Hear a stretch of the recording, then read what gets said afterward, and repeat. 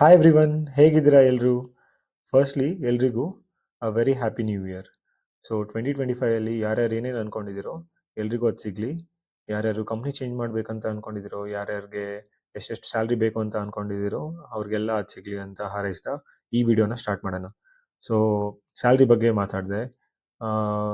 ಎಷ್ಟೊಂದು ಸರಿ ಏನಾಗುತ್ತೆ ಅಂತಂದರೆ, ಒಂದು ಕಂಪ್ನಿಯಿಂದ ಇನ್ನೊಂದು ಕಂಪ್ನಿಗೆ ಚೇಂಜ್ ಮಾಡ್ಬೇಕಾದ್ರೆ ಆಗಲಿ, ಇಲ್ಲ ಫ್ರೆಷರ್ ಆಗಿ ಒಂದು ಕಂಪ್ನಿಗೆ ಇಂಟರ್ವ್ಯೂ ಕೊಟ್ಟು ಫಸ್ಟ್ ಟೈಮ್ ಜಾಬ್ಗೆ ಬರಬೇಕಾದ್ರೆ ಹೆಚ್ ಆರ್ ಜೊತೆ ಅಂದರೆ ಲೆಟ್ಸೆ ಎಲ್ಲ ರೌಂಡ್ಸು ಕ್ಲಿಯರ್ ಆಗಿದೆ ನಿಮ್ಮದು. ಸೊ ಹೆಚ್ ಆರ್ ನಿಮಗೆ ಎಕ್ಸ್ಪೆಕ್ಟೆಡ್ ಪೇ ಕೇಳ್ತಾರೆ. ಐದರ್ ಇದನ್ನ ಮುಂಚೆನೇ ಕೇಳ್ತಾರೆ, ಇಲ್ಲ ಕೊನೆಯಲ್ಲಿ ಕೇಳ್ತಾರೆ. ಸೊ ಆವಾಗ ಎಷ್ಟು ಕೇಳಬೇಕು ಅನ್ನೋದು ಐಡಿಯಾ ಎಲ್ರಿಗೂ ಕರೆಕ್ಟಾಗಿರಲ್ಲ. ಸೊ ಅಲ್ಲಿ ಸ್ವಲ್ಪ ನೆಗೋಷಿಯೇಟ್ ಮಾಡಬೇಕಾಗುತ್ತೆ. ಆ ನೆಗೋಷಿಯೇಷನ್ ಸ್ಕಿಲ್ಸ್ ಎಲ್ರಿಗೂ ಇರಲ್ಲ, ನನಗೂ ಅಷ್ಟೊಂದಿಲ್ಲ, ನಾನು ಅದನ್ನು ಕಲಿಬೇಕು. ಸೊ ಬಟ್ ಏನು ಮಾಡ್ಬೋದು ಆ ಥರ ಸಿಚುವೇಶನ್ ಬಂದಾಗ, ಎಷ್ಟು ಕೇಳಬೇಕು? ಫಸ್ಟ್ಲಿ ನಿಮ್ಗೆ ಎಷ್ಟು ಬೇಕು ಅಂತ ನೀವೇ ಅನಲೈಸ್ ಮಾಡ್ಕೊಂಡಿದ್ರೆ ದ್ಯಾಟ್ಸ್ ಫೇರ್. ಬಟ್ ನಿಮ್ಗೆ ಗೊತ್ತಿಲ್ಲ ಆ ಕಂಪ್ನಿಯಲ್ಲಿ ಎಷ್ಟು ಕೊಡ್ತಾ ಇದ್ದಾರೆ. ಸೊ ಏನಾಗುತ್ತೆ ಅಂತಂದರೆ, ನಿಮಗೆ ಫಾರ್ ಎಕ್ಸಾಂಪಲ್ ಲೆಟ್ಸೆ ನೀವು 10 lakhs ಅಂತ ಕೇಳ್ತೀರಾ. ಸೊ ಅಲ್ಲಿಗೆ ಹೋದ್ಮೇಲೆ ಕೆಲವೊಂದ್ಸರಿ ಏನಾಗ್ಬೋದು, ಯು ಮೈಟ್ ಫೀಲ್ ನಿಮಗೆ ಅಲ್ಲಿರೋರ್ಕಿನ ಎಲ್ಲರಿಗಿನ ಕಮ್ಮಿ ಕೊಡ್ತಾ ಇದ್ದಾರೆ ಅಂತ ನಿಮ್ಗೆ ಅನ್ಸ್ಬೋದು. ಸೊ ಆವಾಗ ಬೇಜಾರಾಗಕ್ಕೆ ಶುರು ಆಗುತ್ತೆ. ಸೊ ಆಲ್ದೋ ನಿಮಗೆ 10 lakhs ನೀವು ಕೇಳಿದಾಗ ಅವ್ರು ಕೊಟ್ಮೇಲೆ ನೀವು ಖುಷಿಯಾಗೇ ಇರ್ಬೋದು. ಬಟ್ ಕಂಪ್ನಿ ಜಾಯಿನ್ ಆದಮೇಲೆ ಏನಾಗುತ್ತೆ, ನಿಮ್ಮ ಕಲೀಗ್ಸ್ಗೆ ಎಷ್ಟು ಕೊಡ್ತಿದ್ದಾರೆ ಅಂತ ಒಂದು ಐಡಿಯಾ ಬಂದರೆ ಅವಾಗ ಓ, ನನಗೆ ಕಮ್ಮಿ ಕೊಟ್ಬಿಟ್ರು, ನಾನು ಮೋಸ ಹೋದೆ, ಈ ಥರ ಫೀಲ್ ಆಗಕ್ಕೆ ಶುರು ಆಗುತ್ತೆ. ಅದಕ್ಕೆ ನಮ್ಮ ರಿಸರ್ಚ್ನ ನಾವು ಮಾಡಬೇಕು. ಫಸ್ಟ್ಲಿ ನಿಮಗೆ ಕರೆಂಟ್ ಪೇಕಿನ ಎಷ್ಟು ಬೇಕು ಅನ್ನೋದು ಯೋಚನೆ ಮಾಡೋದಾದರೆ, ಸೊ ಯೂಶಲಿ ಒಂದು 30% ಹೈಕ್ ಕೇಳ್ಬೋದು. ಬಟ್ ಇಟ್ ಅಗೇನ್ ಡಿಪೆಂಡ್ಸ್, ನಾವು ಯಾವ ಲೆವೆಲಲ್ಲಿ ಆಲ್ರೆಡಿ ಇದ್ದೀವಿ, ಯಾವ ಥರ ಕಂಪ್ನಿಗೆ ಹೋಗ್ತಾ ಇದ್ದೀವಿ, ಅವ್ರದ್ದು ಬಜೆಟ್ ಎಷ್ಟು ಆ ಪೊಸಿಷನ್ಗೆ, ಅದ್ರ ಮೇಲೆಲ್ಲ ಡಿಪೆಂಡ್ ಆಗುತ್ತೆ. But on N average, if the candidate is having experience between 2 to 10 years, ಅವರು ಒಂದು 30% ಈಸಿಯಾಗಿ ಕೇಳ್ಬೋದು. ಬಟ್ 30% ಸಾಕಾಗುತ್ತಾ ಅಥವಾ 30% ಜಾಸ್ತಿ ಆಗ್ಬಿಡುತ್ತಾ, ಇದನ್ನ ಹೇಗೆ ಚೆಕ್ ಮಾಡೋದು ಅಂತಂದರೆ, there are some platforms for that. So ಅದ್ರ ಬಗ್ಗೆ ಇವತ್ತು ಡಿಸ್ಕಸ್ ಮಾಡೋಣ. ಓಕೆ, ಸೊ ಇಲ್ಲಿ ನಾವು ಏನು ನೋಡ್ತಿದ್ದೀವಪ್ಪ ಅಂದರೆ Glassdoor. So Glassdoor is a platform where it has all the data about companies, jobs ಆಗಲಿ, ಸ್ಯಾಲ್ರೀಸ್ ಆಗಲಿ. ನಮಗೆ ಇವತ್ತಿನ ಟಾಪಿಕ್ಗೆ ಸ್ಯಾಲ್ರೀಸ್ ಬಗ್ಗೆ ಇಂಟ್ರೆಸ್ಟ್ ಇದೆ. ಸೊ ಸ್ಯಾಲ್ರೀಸ್ಗೆ ಹೋಗೋಣ, but we will search by company first. So ಕಂಪ್ನೀಸ್ಗೆ ಹೋಗ್ಬಿಟ್ಟು ಟಾಟಾ ಕನ್ಸಲ್ಟೆನ್ಸಿ ಸರ್ವಿಸಸ್ ಅಂತ ಇದು ಕೆಲವೊಂದು ಕಂಪ್ನೀಸ್ನ ಲಿಸ್ಟ್ ಮಾಡಿದೆ. ಸೊ ಇಲ್ಲಿ ನಾವು ನೋಡ್ಬೋದು ಟಾಟಾ ಕನ್ಸಲ್ಟೆನ್ಸಿ ಸರ್ವಿಸ್ಗೆ ರಿವ್ಯೂಸ್ ಏನಿದೆ, ಆಮೇಲೆ ಸ್ಯಾಲ್ರೀಸ್ ಎಷ್ಟಿದೆ, ಮತ್ತು ಓಪನಿಂಗ್ಸ್ ಎಷ್ಟಿದ್ದಾವೆ ಅಂತಲೂ ನೋಡ್ಬೋದು. ಸೊ ಇಲ್ಲಿ ಸ್ಯಾಲ್ರೀಸ್ ಅಂತ ಹೋದರೆ,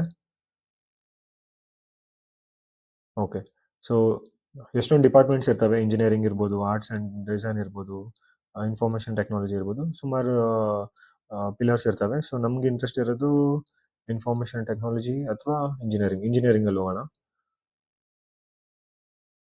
ಓಕೆ, ಸೊ ಇಲ್ಲಿ ನಾವು ನೋಡ್ತಿರೋ ಹಾಗೆ ಸಾಫ್ಟ್ವೇರ್ ಇಂಜಿನಿಯರ್ಗೆ the range is between 4 to 8 lakhs. So 10T ಅಂತಂದರೆ 10,000 ಸ್ಯಾಲ್ರಿ ಸಬ್ಮಿಟೆಡ್. ಸೊ ಇದು ಹೇಗೆ ವರ್ಕ್ ಆಗುತ್ತೆ ಅಂತಂದರೆ, ಎಕ್ಸಿಸ್ಟಿಂಗ್ ಯೂಸರ್ಸು ಇಲ್ಲಿ ಅವ್ರದ್ದು ಸ್ಯಾಲ್ರಿ ಪೋಸ್ಟ್ ಮಾಡ್ತಾರೆ. ಅದ್ರದ್ದು ಕಲೆಕ್ಟಿವ್ ಡೇಟಾನ ನಾವು ಇಲ್ಲಿ ನೋಡ್ತಾ ಇರೋದು. ಬಟ್ ಅವರು ಎಕ್ಸಾಕ್ಟಾಗಿ ಪೋಸ್ಟ್ ಮಾಡಿರ್ತಾರ, may be not. But this is giving us a range. ಅದಕ್ಕೆ ಅದು ಅಕ್ಯುರೇಟಾಗಿ ಹೇಳಲ್ಲ ಇಷ್ಟೇ ಕೊಡ್ತಾರೆ ಅಷ್ಟೇ ಕೊಡ್ತಾರೆ ಅಂತ. This is giving just range. So software engineer ಅಂತ ಯಾರ್ಯಾರು ಟೈಟಲ್ ಎಲ್ಲ ಹಾಕಿದಾರೋ ಅವ್ರಿಗೆ 4 lakhs to 8 lakhs ಅಂತ ಇದೆ. ಸಿಮಿಲರ್ಲಿ ಸಾಫ್ಟ್ವೇರ್ ಡೆವಲಪರ್ ಕೆಲವೊಬ್ರು ಡೆಸಿಗ್ನೇಷನ್ ಸ್ವಲ್ಪ ಚೇಂಜ್ ಮಾಡಿ ಹಾಕಿರ್ತಾರೆ, 4 lakhs to 7 lakhs ಅಂತ ಇದೆ. ಸೊ ಈ ಥರ ನಾವು ರೇಂಜ್ ನೋಡ್ಬೋದು. ಬಟ್ ಈ ರೇಂಜಲ್ಲಿ ಮತ್ತೆ ಅಂದರೆ 4 lakh to 7 lakh ಅಲ್ಲಿ ಬರೀ ಬೇಸ್ ಪೇ ಇದೆನಾ ಅಥವಾ ಬೇರೆ ಏನಾರ ಇದೆನಾ ಅಂತಲೂ ನೋಡ್ಕೊಳ್ಳೋಣ. So base pay, okay, base pay 4 lakh to 8 lakhs, additional pay 50,000 ಅಂತೆ, ಆಮೇಲೆ ಇನ್ನೊಂದು ಅಡಿಷ್ನಲ್ ಪೇ 20,000. ಸೊ ಇದಷ್ಟೊಂದು ಕ್ಲಿಯರ್ ಆಗಿಲ್ಲ. ಬಟ್ ನಾವು ಬೇರೆ ಕಂಪ್ನೀಸ್ಗೆ ಹೋಗಿ ನೋಡೋಣ ಅವ್ರದ್ದು ರೇಂಜ್ ಏನಿದೆ ಅಂತ. ಸೊ TCS ನೋಡಿದ್ವಿ, this is one of the service base company.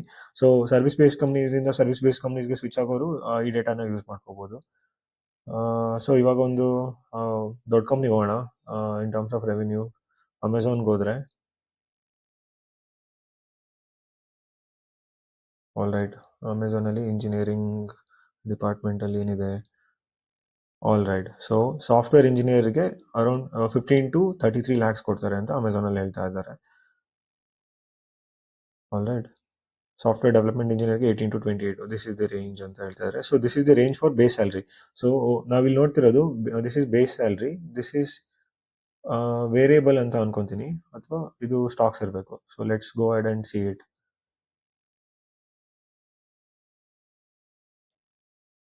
All right. So ಇಲ್ಲಿ ನಾವು ಏನು ನೋಡ್ತಾ ಇದ್ದೀವಿ ಅಂತಂದರೆ, it is giving us a range. Base pay ಏನಾಗುತ್ತೆ ಸಾಫ್ಟ್ವೇರ್ ಇಂಜಿನಿಯರ್ಸ್ಗೆ 15 to 28 lakhs ರೇಂಜಲ್ಲಿರುತ್ತೆ. 9 lakh should be the bonus or variable. 5 lakhs to 12.5 lakhs ಇದು ಮೋಸ್ಟ್ಲಿ RSUs ಇರ್ಬೋದು, ಇಲ್ಲ ಅಂತಂದರೆ ESOPs ಇರ್ಬೋದು. ಮೋಸ್ಟ್ಲಿ ಅಮೆಝಾನ್ RSUs ಕೊಡ್ತಾರೆ ಅಂತ ಅನ್ಕೊಂತೀನಿ. ಬಟ್ ಎನಿವೆ ಇದೇ ಡೇಟಾನ ಬಟ್ ಗ್ಲಾಸ್ ಡೋರ್ ಒಂದೇ ಈ ಥರದ್ದು ಡೇಟಾ ಕೊಡಲ್ಲ. There are other platforms also. ನಾನು ನಿಮ್ಗೆ ಇನ್ನೊಂದು ಪ್ಲಾಟ್ಫಾರ್ಮ್ ತೋರಿಸ್ತೀನಿ. That is called levels.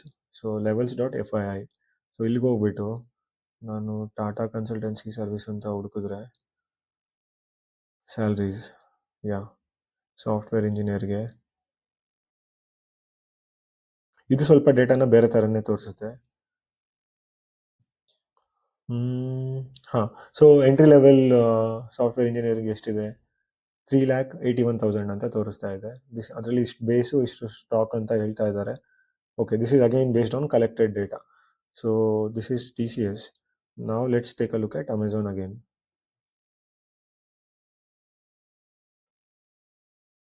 Software engineer. Okay, SD1. So actually, SD1 is their starting role. So total ಬಂದ್ಬಿಟ್ಟು 15 lakhs ಅಂತ ಹೇಳ್ತಾ ಇದ್ದಾರೆ. Out of which 15 is the base. Stock 2.3 lakhs ಅಂತ ಹೇಳ್ತಾ ಇದ್ದಾರೆ. Bonus 1.4 lakhs. So entry level, I think this is just right after graduation, this is their compensation. But ಸ್ವಲ್ಪ experience ಇತ್ತು, 1-2 ವರ್ಷ ಎಕ್ಸ್ಪೀರಿಯನ್ಸ್ ಇದ್ರೆ ಅವ್ರದ್ದು ಟೋಟಲ್ ಪೇ ಬಂದ್ಬಿಟ್ಟು 23 lakhs ಆಗುತ್ತೆ. Out of which 14 lakhs is the base and stock is 8 lakhs and bonus is 6,46,000. So ಈ ಥರ ನಾವು ಎಲ್ಲ ಲೆವೆಲ್ಸ್ದು ಚೆಕ್ ಮಾಡ್ಬೋದು. ಪ್ರಿನ್ಸಿಪಲ್ ಇಂಜಿನಿಯರ್ ಎಷ್ಟು, ನಾವು ಮ್ಯಾನೇಜರ್ಸ್ದು ಚೆಕ್ ಮಾಡ್ಬೋದು. ನಮ್ಮ ಕಂಪ್ನಿಯಲ್ಲಿ ನಮ್ಮ ಮ್ಯಾನೇಜರ್ಸ್ ಎಷ್ಟು ದುಡ್ಡು ಮಾಡ್ತಿದ್ದಾರೆ ಅಂತಲೂ ನಾವು ನೋಡ್ಕೋಬೋದು. ಸೊ ಮ್ಯಾನೇಜರ್ಸ್ಗೆ ಹೋಗ್ಬಿಟ್ಟು ಅವ್ರದ್ದು ರೇಂಜ್ ಎಷ್ಟಿದೆ? 27 lakhs, 40 lakhs, L6ಗೆ. All right.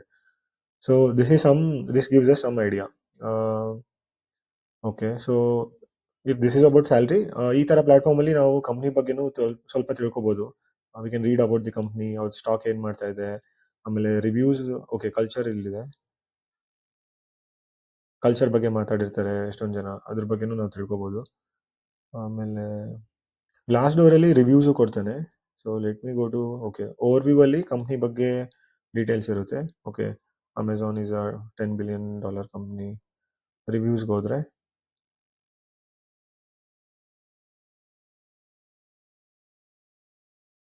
So about 2 lakh people reviews ಕೊಟ್ಟಿದ್ದಾರೆ. It is having 3.6 ratings out of 5. It is okay ಅಂತಲೇ ಹೇಳ್ಬೋದು. ಬಟ್ ಅಗೇನ್ ಎಲ್ಲ ಕಂಪ್ನಿಯಲ್ಲಿ ಏನಾಗುತ್ತೆ, ಎಷ್ಟೊಂದು ಜನ ಚೆನ್ನಾಗಿರೋ ಫೀಡ್ಬ್ಯಾಕ್ ಕೊಡ್ತಾರೆ, ಎಷ್ಟೊಂದು ಜನ ಕೆಟ್ಟದಾಗಿರೋ ಫೀಡ್ಬ್ಯಾಕ್ ಕೊಡ್ತಾರೆ. But everything depends on team to team and specially manager to manager ತುಂಬಾ ಡಿಫರೆನ್ಸ್ ಕೊಡುತ್ತೆ. ಮ್ಯಾನೇಜರ್ ಒಳ್ಳೆಯವ್ರು ಸಿಕ್ಕರೆ, ಟೀಮ್ ಒಳ್ಳೇದು ಸಿಕ್ಕರೆ, ಟೆಕ್ ಸ್ಟ್ಯಾಕ್ ಒಳ್ಳೇದು ಸಿಕ್ಕರೆ, ನ್ಯಾಚುರಲಿ ಅದರದ್ದು ರೇಟಿಂಗ್ಸ್ ಎಲ್ಲ ಚೆನ್ನಾಗಿರೋದು ಬರುತ್ತೆ. So yeah, that's about how can we check the salary range. So ಈ ಥರ ಪ್ಲ್ಯಾಟ್ಫಾರ್ಮ್ಸ್ನ ಯೂಸ್ ಮಾಡ್ಕೊಂಡ್ಬಿಟ್ಟು ನಾವು ಆ ಕಂಪ್ನಿಯಲ್ಲಿ ಆ ಪೊಸಿಷನ್ಗೆ ಎಷ್ಟು ಸ್ಯಾಲ್ರಿ ಕೊಡ್ತಾರೆ ಅಂತ ತಿಳ್ಕೊಬೋದು. ಆಮೇಲೆ ಅದ್ರ ಬೇಸ್ ಮೇಲೆ ನಾವು ಚೆನ್ನಾಗಿ ನೆಗೋಷಿಯೇಟ್ ಮಾಡ್ಕೋಬೋದು HR ಜೊತೆ. ಆಲ್ಸೋ ಒನ್ ಮೋರ್ ಫ್ಯಾಕ್ಟರ್ ಏನು ಅಂತಂದರೆ, ಎಷ್ಟೊಂದು ಕಂಪ್ನಿಗಳು ಜಾಯ್ನಿಂಗ್ ಬೋನಸ್ ಕೊಡ್ತಾರೆ. ಸೊ ಜಾಯ್ನಿಂಗ್ ಬೋನಸ್ ಏನಕ್ಕೆ ಕೊಡ್ತಾರೆ ಅಂತಂದರೆ, ನೀವು ಆಫರ್ ಲೆಟರ್ ತೊಗೊಂಡ್ಮೇಲೆ ಅಕ್ಸೆಪ್ಟ್ ಮಾಡಿದ್ಮೇಲೆ ನೀವು ಅಲ್ಲಿಗೆ ಜಾಯ್ನ್ ಆಗಿ ಕೆಲಸ ಮಾಡ್ತೀರಾ ಅಂತ ಅವ್ರಿಗೆ ಗ್ಯಾರಂಟಿ ಇರಲ್ಲ. ಸೊ ಅದಕ್ಕೆ ಅವರು ಜಾಯ್ನಿಂಗ್ ಬೋನಸ್ ಆಫರ್ ಮಾಡ್ಬೋದು, ಬಟ್ ಅದು ಎಲ್ರಿಗೂ ಮಾಡಲ್ಲ. ಮೋಸ್ಟ್ ಆಫ್ ದಿ ಕೇಸಸಲ್ಲಿ ಯಾವಾಗ ಮಾಡ್ತಾರೆ ಅಂತಂದರೆ, ನೀವೇನಾದರೂ ಕೌಂಟರ್ ಆಫರ್ ಇಟ್ಕೊಂಬಂದ್ರೆ, ಫಾರ್ ಎಕ್ಸಾಂಪಲ್ ನೀವು ಆಲ್ರೆಡಿ TCS ಅಲ್ಲಿ ಒಂದು ಆಫರ್ ತೊಗೊಂಡಿದ್ದೀರಾ, ಕಾಗ್ನಿಸೆಂಟಿಂದ ಇನ್ನೊಂದು ಆಫರ್ ತೊಗೊಂಡೋಗ್ತೀರಾ ಲೆಟ್ಸೆ. ಆ ಥರ ಏನಾರು ಮಾಡಿದಾಗ ನೀವು TCS ಅಲ್ಲೇ ಜಾಯ್ನ್ ಆಗಬೇಕು ಅಂತ ಅವ್ರು ಆಫರ್ ಮಾಡ್ಬೋದು. ನಂಗೆ ಗೊತ್ತಿಲ್ಲ TCS ಅಲ್ಲಿ ಜಾಯ್ನಿಂಗ್ ಬೋನಸ್ ಆಫರ್ ಮಾಡ್ತಾರೋ ಇಲ್ವೋ ಅಂತ ನಂಗೆ ಗೊತ್ತಿಲ್ಲ. ಬಟ್ ಎಷ್ಟೊಂದು ಪ್ರಾಡಕ್ಟ್ ಬೇಸ್ ಕಂಪ್ನೀಸ್ಗಳಲ್ಲಿ ಮಾಡ್ತಾರೆ. ಫಾರ್ ಎಕ್ಸಾಂಪಲ್ ನಿಮ್ಮಲ್ಲಿ ಅಮೆಝಾನಿಂದ ಆಫರ್ ಇದೆ, ಬಟ್ ಮೈಕ್ರೋಸಾಫ್ಟಿಗೆ ಜಾಯ್ನ್ ಆಗ್ತಿದ್ದೀರಾ ಅಂತಂದರೆ Microsoft might offer you one time joining bonus. So joining bonus ಏನಾಗುತ್ತೆ ಅಂತಂದ್ರೆ ಅದು ನಿಮ್ಮ CTC ಅಲ್ಲಿ ವರ್ಷ ವರ್ಷ ಇಷ್ಟು ಕೊಡ್ತೀವಿ ಅಂತ ಇನ್ಕ್ಲೂಡ್ ಆಗಿರಲ್ಲ, ಒನ್ ಟೈಮ್ ಕೊಡ್ತೀವಿ. ಸೊ ಅದು ಜಾಯ್ನ್ ಆದ್ಮೇಲೆ ಕೊಡ್ತೀವಿ, ಒಂದು ತಿಂಗಳಾದ್ಮೇಲೆ ಕೊಡ್ತೀವಿ, ಅಥವಾ 3 ತಿಂಗಳಾದ್ಮೇಲೆ ಕೊಡ್ತೀವಿ ಅಂತ ಇರ್ಬೋದು. ಇಲ್ಲ ಅಂತಂದ್ರೆ ಒಂದು ವರ್ಷ ಆದ್ಮೇಲೆ ಕೊಡ್ತೀವಿ ಅಂತಾನೆ ಇರ್ಬೋದು. ಅದನ್ನ HR ಜೊತೆ ನೆಗೋಷಿಯೇಟ್ ಮಾಡಬೇಕಾಗುತ್ತೆ. So that is all about salary ranges. YONO ಇವಾಗ ನಿಮ್ಗೆ ಗೊತ್ತಾಗಿರ್ಬೋದು ಅನ್ಕೊಂತೀನಿ ಹೇಗೆ ಚೆಕ್ ಮಾಡೋದು, ಯಾವ ಕಂಪ್ನಿಯಲ್ಲಿ ಯಾವ್ಯಾವ ಡೆಸಿಗ್ನೇಷನ್ಗೆ ಎಷ್ಟೆಷ್ಟು ಸ್ಯಾಲ್ರಿ ಕೊಡ್ತಾರೆ ಅಂತ. ಸೊ ಈ ಡೇಟಾ ಇಟ್ಕೊಂಡು I really wish you guys negotiate well. All the very best for 2025. Bye bye.